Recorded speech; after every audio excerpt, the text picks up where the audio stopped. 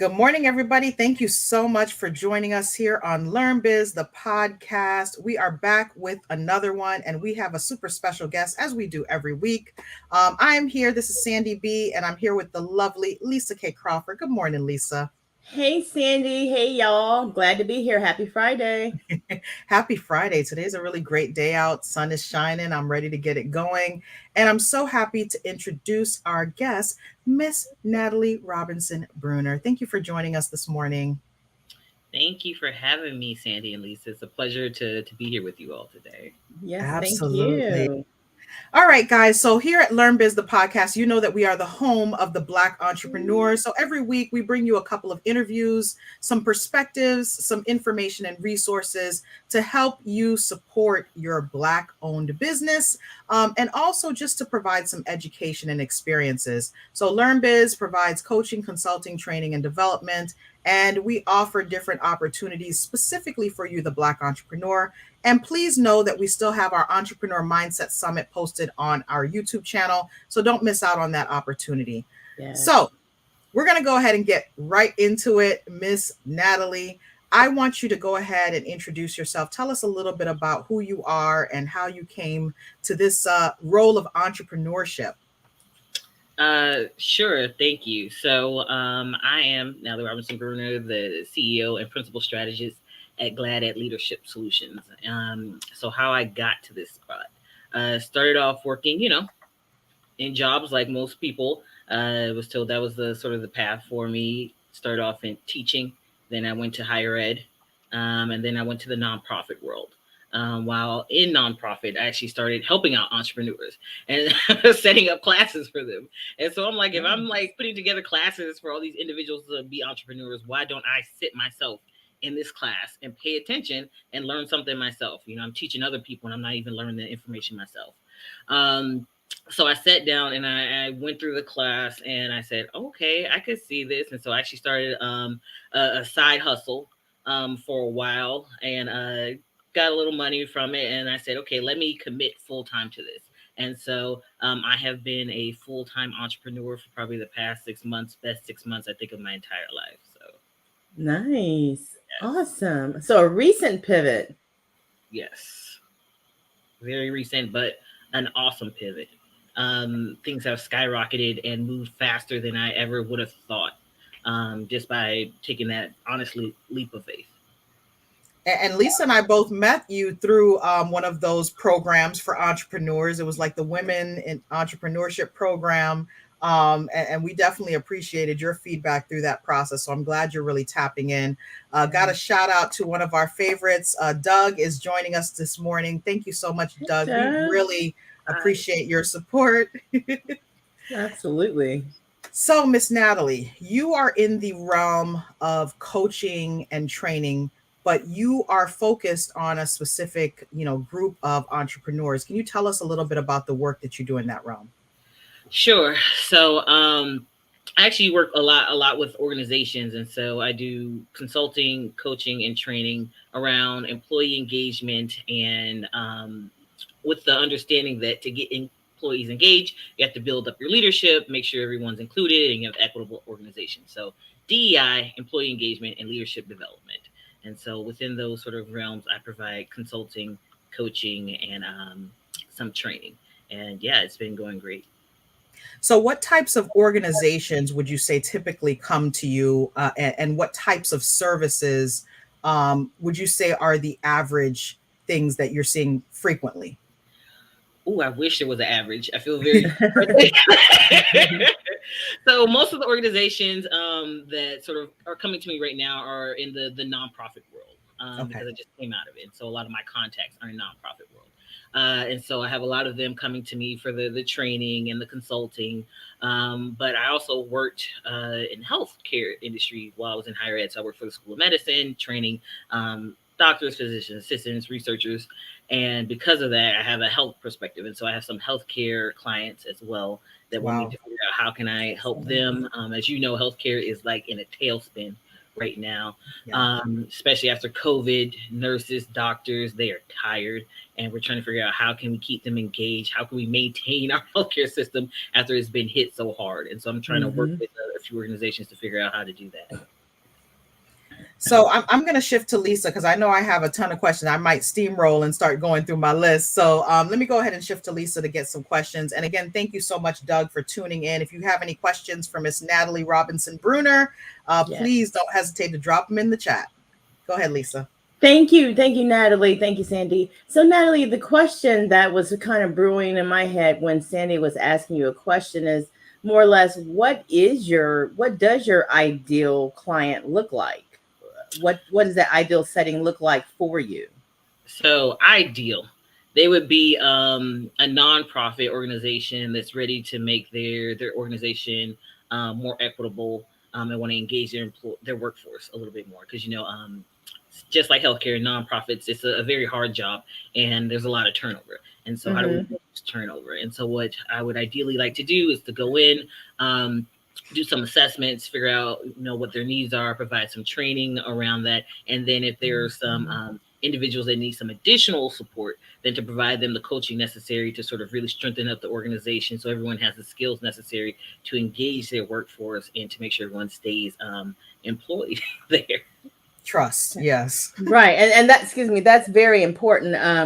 So I think the other question I would have is what types of training per se do you focus on? I guess there could be training in almost every area in the workplace, right? There can be. I'm more so focused on, like I said, those three areas: leadership development, employee engagement, and then DEI. I've been getting a lot of requests for the DEI training. I'm sorry. What is DEI again? Oh, I'm sorry. So it's diversity, equity, and inclusion. I should know that. Thank you. Look, let me put that in the chat. I'm like, what? She's like, about DEI and DEI. I'm like, okay. Okay, yeah, I should know that. Diversity, equity, and inclusion. So that's if I had known that, I probably wouldn't have had that second question. But there you go, because that's a very specific area. And you know what? I can almost see your business, your type of business, being utilized by police organizations. Where there's been issues with DEI and different things like that. What do you do in terms of marketing to get out there? Because I see all the value in the type of business you have. Right. So I have a sort of a widespread marketing technique, through social media, LinkedIn, Facebook, IG, sort of that way. But really, it's about the connections of people that I've worked with and known. And so I did a DEI training for an organization through an RFP. I'll just tell you, United Way. From that, we had a lot of impact partners there. They loved it. They went out and told their friends. And so I'm getting calls from other organizations because of the individuals that were in the room and actually were a part of it. And so as far as getting clients, I don't necessarily have to market, but I market for brand awareness for that time. If it slows down with the recommendations, I can still tap back into some of the market that's available. And there's nothing like word of mouth, obviously, right? Like when you do one good training, obviously that's going to help you for the next referrals. Exactly. And that's always about, got to put out that excellence, because if it's not good, they're going to tell people too. So I don't want to not tell them that they had a wonderful time within our training. And, here in Florida, that's a tough sell, DEI. Everyone's afraid to touch it right now because of what's happening within the state. But those that are willing to do it, I want them to come in to learn something, to feel engaged, to walk away ready to do something and empowered because of that. And so there's a fine line, because there's a spectrum you can go on with DEI. And I want them to come away empowered and ready to move forward and to do something to make the world a little better place. That's awesome. And how long are your trainings? So the DEI one is actually 8 hours, not back to back, because of the way it's set up. There needs to be some work that goes on in between it. And so I always say my trainings are transformational. You are not going to sit there the entire time. I guarantee you can't be on your phone because of what we're doing. Like, this is not that kind. Even when we're on Zoom, you can't be on the phone because you still have some work that needs to be done. It's a real workshop. So you actually engage people. Oh yeah.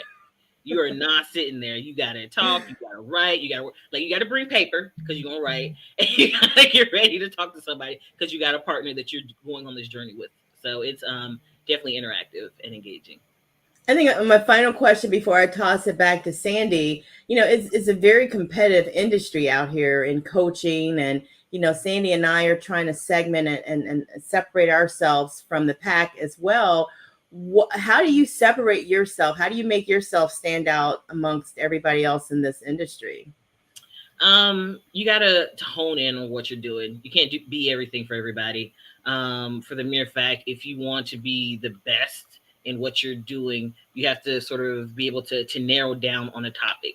So for DEI, for me, I'm getting my doctorate in education leadership, which has a critical race theory underpinning behind it. And so because of that, I've been studying it for a while and, have that background. And so I'm pulling that in to allow me to be able to move further within that particular niche.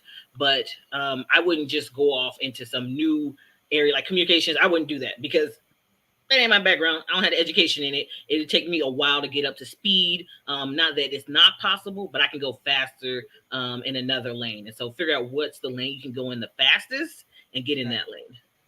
Okay, and I'm going to toss it back to Sandy, but just a little joke before I do. Don't you be learning about no CRT in Florida. DeSantis going to get you. That's the problem. They don't know what it is. So when somebody doesn't know what it is, they mess it up. They close. Right? They're making it into something that it's not. And that's it's not. Well, Doug says his mentor and friend, she's a DEI consultant as well. And, I can definitely see where, because of the times and the things that are going on in our society right now, there's going to be a demand for this type of role. And I like that you said that you kind of are niche down to a point where it's something that is in your lane, specific to what you enjoy doing. What about the types of issues that you're seeing when it comes to DEI in a business setting? What are the conversations that you find are happening the most, or what are the issues that you're finding that you need to tackle in these conversations? Right. So there's a few things. So one, the biggest one to me is that the people who need it don't come for it, right?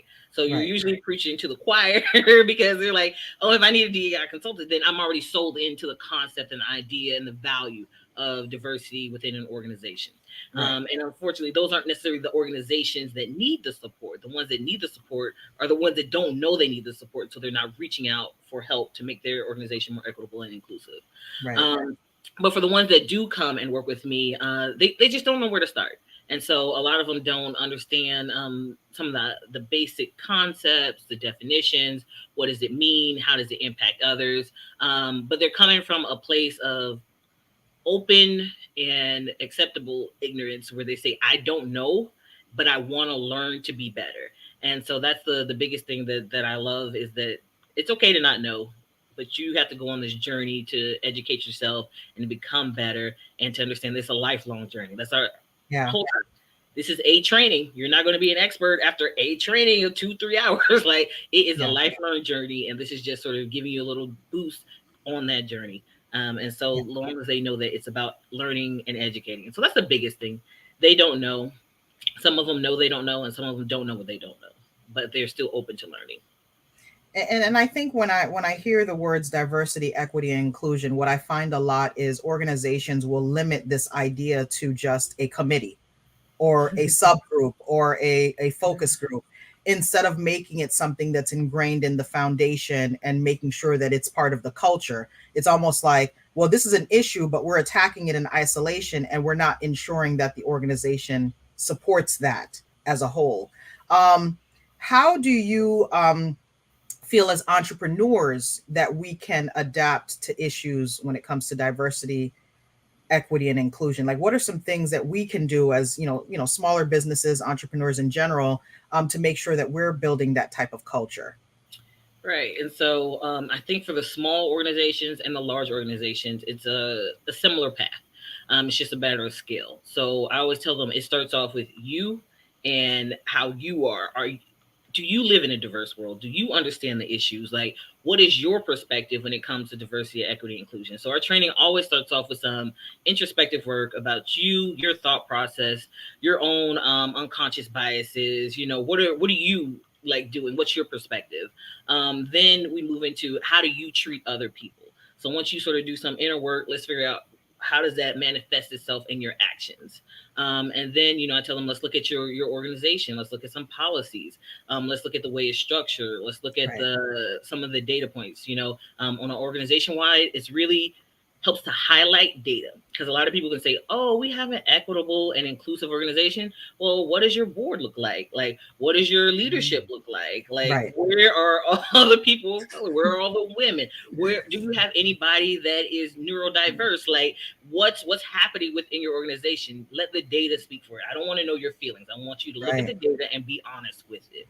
And then the final step is like, what is the impact that it has your organization in the world?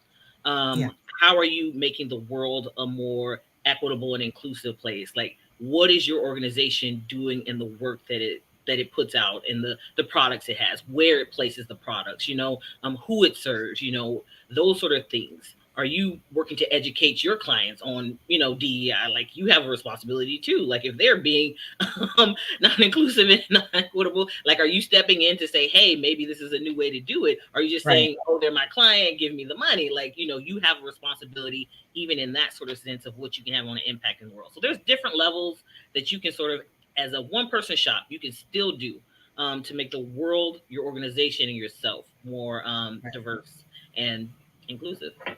Yeah, the proof is in the numbers, right? What do your numbers say, and how does that play out in the big picture? I'll ask one last question, since you were talking about, introspection and thinking about what you're doing. What are some challenges that you experience? Because you went from working in one setting to saying, you know what, I'm already doing all of this. I have the skills, I have the background and the talent. I'm going to make this my own show. How did you kind of transition, and what were some challenges that you experienced? Well, there were lots of challenges. I think the clearly there's the financial one. Like, how do you let go of a job that you get paid every 2 weeks, and now you got to figure out how to do it every month. Yep. But the biggest one for me was mindset.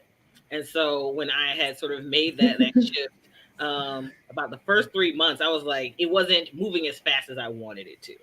And I had a friend tell me, like, it's only been 3 months. You kind of need to calm down a little bit, and like keep pushing through. And I had a great support system around me, and they sort of just helped me to put that in perspective and encourage me and say, no, you have the skills, you can do this, keep going. Right. And then about month 4, it just blew up, and like now we're in month 6, and I'm at capacity. And so it's a mindset thing, where when things aren't going the way you want them to right away, it's easy to say that this was not a good decision, that your business model isn't going to bring in the money, or, you don't have the skill set, or people aren't going to see you, they're not going to shift from seeing you in one light to seeing you as an entrepreneur. And so your mind can play a lot of games on you. So I constantly am having every day pouring into myself positivity, affirmations, just to get my mind to not veer off into another place it does not need to be. Look, let me tell you something. Lisa knows I am mindset all day. If I have nothing else, I have mindset. That's one thing that I keep very close to heart. Lisa, I know you got questions, because Natalie is dropping some stuff on us today, and thank you guys so much for tuning in to LearnBiz, the podcast. Yes, thank you. With Natalie Robinson Bruner, and Lisa's going to keep the questions going. Well, Natalie, at the onset of COVID and maybe at the end of it, I think a lot of corporations, employers saw that, look, we need to do some things. We got these frontline workers. We got folks out here. We can see all the kinds of inequities and disparities, even in our workplace. I mean, COVID showed so much about so many things. Did you kind of correlate your move into this new area kind of with COVID? What did you notice in regard to COVID, as far as some of the issues you deal with in your industry? Yeah, so COVID kind of happened to me like it did everyone else. So I was in the process of, I had just started my business maybe about 6 or 7 months before COVID, right? And so I'm trying to, network and training. It's hard to network when everyone's, at home by themselves to get new clients. But I thankfully had another RFP that focused on employee engagement before, it became a big thing. And Right. so we were working on it from the perspective of there's just a lot of turnover in nonprofit before there was COVID. And so we're reaching out to a lot of nonprofits, trying to help them to get their employees engaged. And then COVID hit. And then it was like, okay, not just nonprofits need help with that. Now healthcare needs help with that. And now education needs help with that. Like everybody is dealing with keeping people engaged in their organization. And so I was kind of already on this path of helping organizations engage their employees. And then COVID hit, and then more people needed to figure out how do we engage our employees. I mean, if you look at the data, employee engagement had been increasing in the U.S. for the past about 10 years. And then when COVID hit over the past years, it actually started to decrease for the first time. And so now, for the first time in 10 years, employees aren't as engaged. We're seeing the numbers go down. We've seen people, the Great Resignation. I just did a TED Talk on this about the fact that for the first time, there have been more people to voluntarily quit their job in the past year than has ever happened in the entire time. The labor statistics has been keeping this number. And so we're like trying to figure out like, okay, like why is everyone doing that? And we need to sit down, go back, reconfigure what our organizations look like, how we serve employees. For a long time, that has not been the mindset. It's been employees work for the organization and you serve them by paying them, instead of understanding that there needs to be multiple ways to work with individuals within your organization. And so COVID sort of brought that to light. And then, like you said, breaking my heart with George Floyd, it brought DEI to the forefront for a lot of individuals that did not sit down and see it. I think that was the biggest thing. We were all at home sheltering and we all saw it, and we all are really had to stop and watch. Where a lot of time when you got kids, you got work, you got all this stuff, it's easy to not stop and watch. But when you're forced to stop and watch and it be placed in front of you, it impacts you and you have to stop and think about it. And so as a country, we had to stop and think about it. And so that sort of helped bring DEI to the forefront. But I've been working on, equitable programs for a very long time. And so I'm just, that everyone's finally gotten on board and understanding the value of it and what it means to us. So you think it's here to stay? You think it's here to stay in terms of the types of training that will be out there, as long as America is America? I would say I feel like there's a timetable. We're in the middle of the timetable, but I don't think it'll stay there forever. So we'll try to do as much good while we can. And not to complicate your work, but a lot of folks are working from home now, and so do employers need to be concerned about quality control environments and motivating employees when everybody's at home? Does it going to matter that much anymore? So, I mean, you still need to motivate them even if they're at home. I think that should not go away. I think you should definitely, just as much as you cared about quality when they were in the office, you need to care about quality when they're not in the office. I think the thing that needs to change is how you do it. And so we're not saying that, you don't have expectations and benchmarks and KPIs to meet. Nobody's saying that. We're saying that just the way that you engage people, that you're more purposeful and thoughtful. It's not a matter of popping in someone's office anymore, but it's taking the time to call them and see how they're doing. Send them a text. Hey, I haven't heard from you today. Is everything okay? Do you need me from anything? Like putting yourself out there to make sure that everyone has what they need in order to be successful, and to let them know that you care and that you're here for them. And so it just requires you to be a lot more purposeful than in the office, where it's some of those things that happen that we don't think about it. You just got to be more purposeful in that. And Natalie, isn't it true that whether you have one employee or 100 employees, you need to have that same mindset? You do. You do. It's a little harder when you have 100. Then you got to figure out how to how do you communicate with all 100? Yeah. It's possible. I've seen it. But it takes you being very strategic and thoughtful and purposeful in the way you interact with your employees. Thank you so much, Sandy. So Doug says, did I hear correctly? She was on TED Talk. I mean, she sounds like she's been on a few TED Talks as far as I'm concerned. I'm learning some things from her. I've actually done two. The first one was on STEM education and how do we get more underrepresented individuals within STEM, for the mere fact that we need different mindsets to think about the way that we create and solve problems. I mean, like COVID is another example. How did we get our mRNA vaccine except for a Black woman that was in the field And if we did not take the time to make sure that underrepresented individuals were in the field, right, where will we be as an entire world? And so just the understanding that if we want to think about problems in new ways, we need new perspectives, new voices, new thoughts. The second one that I did, which I don't think is out yet, I just did it this past April.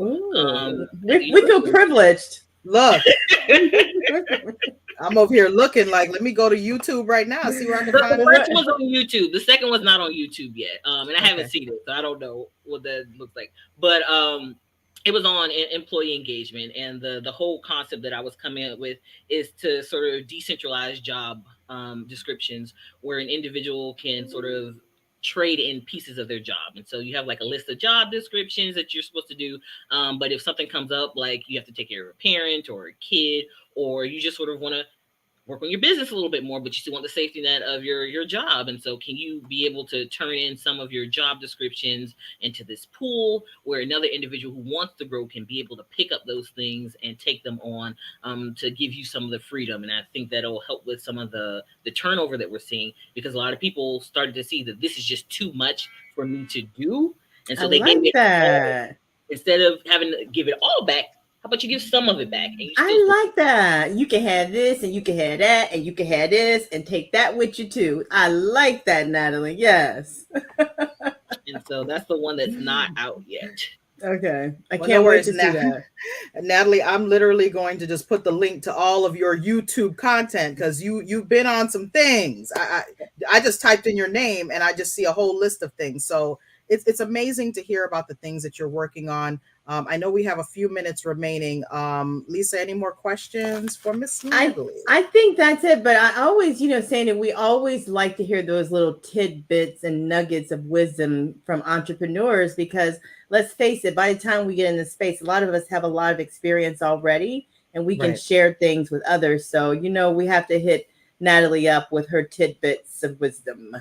Yeah, Natalie, so give us some things that, when you think about entrepreneurship, what are some guides that you can give to upcoming or even, current entrepreneurs who are trying to kind of redevelop? What are some words of wisdom that you can give them? I would say to understand that there are two main roles. You are the business leader, the manager, the CEO. And so you handle, like the marketing, the finance, all those aspects, but you're also the practitioner, the person that's making the product, that's developing it, that's, providing the service, and they're very two separate roles. And so a lot of times individuals confound them, instead of in their mind at least saying, okay, I have my CEO hat on, I got to work on finances, I got to make sure taxes get paid. Let me switch to my practitioner role of developing my product, make sure it's high quality, those sort of things, to keep them separate, and then figure out within those spaces, what can you contract out? Like because you're not going to be the best at all of those. Those are a lot of different jobs and roles. And so there are some things you're going to be great at. You're probably the best at the practitioner part, because that's why you went into business. You may not be the best at all the business parts. And so what I do a lot of is there's a lot of programs that will support you in developing websites that'll help you with your marketing. I have someone that I contract to do my social media, because again, I don't have time for that. It's very it's a lot of work, and I'm not the best at it, And so I have someone that comes in and does that for me. And so understand what you have to hold on for the organization to be successful, and what can you let go. And it's okay if it's not you 100%. It just gotta get done. Look, I love that. I love that. I'm in the struggle right now. I've literally been implementing this, outsourcing, letting someone else do the thing that I really don't care to do, should not be doing. Maybe I'm not skilled or tasked or having the ability to do. So I truly take that to heart. Miss Natalie, we truly appreciate you. Yes. Please tell the folks how they can find you, because I want to make sure that people can reach out to you in the proper way. This is our guest, Natalie Robinson Bruner. Sure. Thank you so much. The best place is through LinkedIn. I am like almost always on there posting stuff. And it's me and my social media manager. We're constantly putting out content on there. Join our group, Glad Ed Solutions. And yeah, you'll see all the work that we're doing, articles. I haven't written some in a while, but I'll get back to writing in a little bit once I start putting out. But I've been doing content like this, so more videos than actual writing. But all those things are up there. My thoughts on the latest articles, all that is on our LinkedIn page. Okay, perfect. Wow. And we know that you can literally Google her, because I'm sure you're going to find the TED Talk. You're going to find other interviews that she's done. Definitely a wealth of information. And like Doug just said, as always, a great interview. It's because we have some great people who are pouring into us on this channel. You know, here at LearnBiz, the podcast, we are the home of the Black entrepreneur. And here we are with another Black entrepreneur who is giving us a little bit of themselves. Thank you so much. Thank you both for having me. It's been a pleasure. I can't believe the time flew by so fast. come back anytime and, you know, educate us and give us some tidbits. You know, you're always welcome here. Thank you. I appreciate that so much. Definitely. Whenever you need me. Absolutely. Enjoy your day. Thank you so much. Thank you. Have a great weekend. You too. Bye-bye. Bye. All right. So we have another great one in the books. We're so thankful for Natalie for joining us. And as Doug says, have a great weekend, ladies. Enjoy, everybody. Absolutely. Thank you. Bye-bye.